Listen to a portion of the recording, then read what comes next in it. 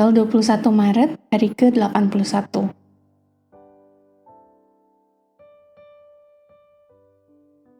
Refleksi dan penyembahan.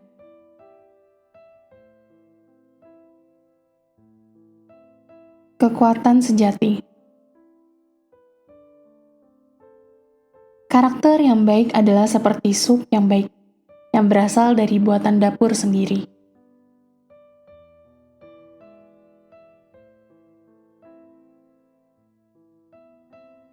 Refleksi. Samuel yang masih muda menunjukkan bahwa usia dalam menjadi faktor penting, tetapi yang diperlukan hanyalah perhatian untuk dapat mendengar dan mematuhi suara Tuhan. Meskipun Samuel telah dipandu oleh Tuhan dalam banyak hal, ia masih mengabaikan disiplin yang diperlukan bagi putra-putranya, yang kemudian menyebabkan bangsa Israel meminta seorang raja meskipun ada ramalan tentang bahaya yang akan datang. Tuhan memerintahkan Samuel untuk mengurapi Saul, seorang pria yang memiliki tubuh besar, tetapi memiliki karakter spiritual yang kecil. Meskipun Saul berhasil pada awalnya, ia kemudian menjadi tidak taat, sehingga Allah memutuskan untuk menolak dan mengurapi pengganti Saul. Daud, seorang anak gembala yang masih muda, dipilih dari padang rumput dan segera memenangkan hati orang-orang sebangsanya dengan nyanyiannya.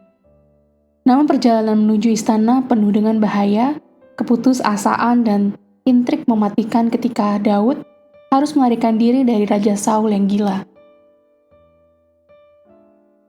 Adorasi. Apakah Samuel atau Samson yang memiliki kekuatan lebih? Jawabannya bergantung pada definisi kekuatan yang Anda gunakan. Jika kekuatan diartikan sebagai kemampuan fisik untuk merobohkan bangunan, maka Samson jelas lebih kuat daripada Samuel. Samson dapat mengalahkan Samuel dengan mudah.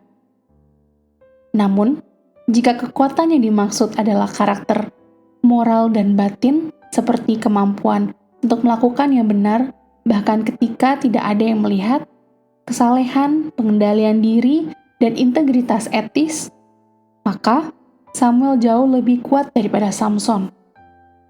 Samson menghabiskan seluruh hidupnya untuk melihat seberapa dekat ia bisa jatuh ke dalam kehancuran moral. Pada akhirnya, ia kehilangan penglihatannya, pengaruhnya, dan akhirnya nyawanya. Tentu saja Tuhan memperoleh kemenangan besar atas orang Filistin melalui kematian Samson. Namun bayangkan berapa banyak kemenangan lain yang bisa dicapai jika Samson tidak kompromis terhadap benar dan salah. Di sisi lain, Samuel berusaha untuk mendengarkan dan menaati suara Tuhan sepanjang hidupnya. Meskipun ia memiliki kegagalan sebagai ayah, ia tumbuh dalam kasih karunia Tuhan dan tidak pernah membiarkan firman-Nya jatuh. Dan Samuel makin besar, dan Tuhan menyertai dia, dan tidak ada satupun dari firman-Nya itu yang dibiarkannya gugur. Lihat 1 Samuel pasal 3 ayat 19. Samuel adalah contoh yang baik tentang seseorang yang benar-benar mendengarkan dan menaati suara Tuhan. Aplikasi. Dunia yang kita jalani saat ini sangatlah aneh dan terbalik.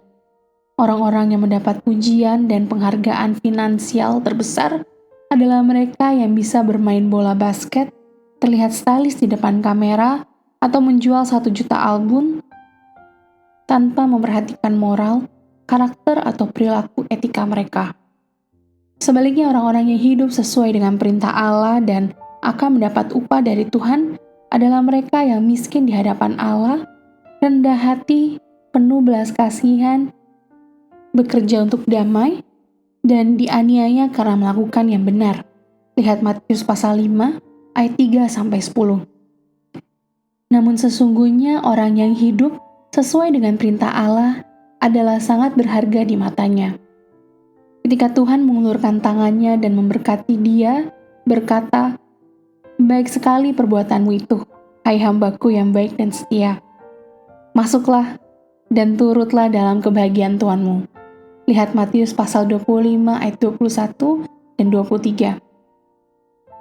Anda dapat yakin bahwa akan ada beberapa kejutan yang akan Anda peroleh di surga nanti. Pertanyaannya adalah, jenis pengakuan mana yang Anda ingin terima di akhir kehidupan Anda?